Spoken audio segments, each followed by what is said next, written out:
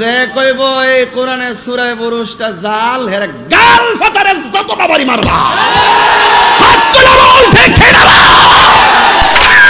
খাইতে খাইতে পেট আসে আর বলতে বলতে মুখ আসে।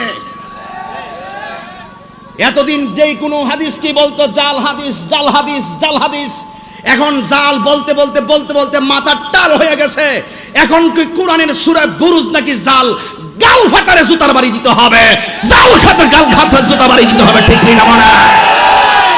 কোরআনের একটা অক্ষর পরিবর্তন করার ক্ষমতা কি বিশ্বের কারো আছে? কোরআনের একটা আয়াত পরিবর্তন করার ক্ষমতা কারো আছে?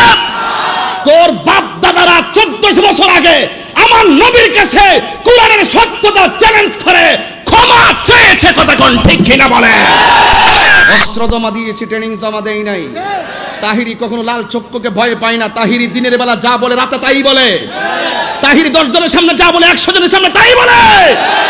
আল্লাহর কোরআনের বিরুদ্ধে যারা কুটরাঘাত করেছে, মাননীয় প্রধানমন্ত্রী আপনাকেই বলছি, আমি সেদিন নারায়ণগঞ্জে বলেছি, আমি আবারও তালসেনা আশুগঞ্জের জমিন থেকে আপনাকে বলছি, এই সমস্ত নামদারি বক্তাদের, এই সমস্ত নামদারি জাল মৌলবীদের তালিকা করে অনতি বিলম্বে এদেরকে আইনের আওতায় আনতে হবে, ঠিক কিনা বলেন?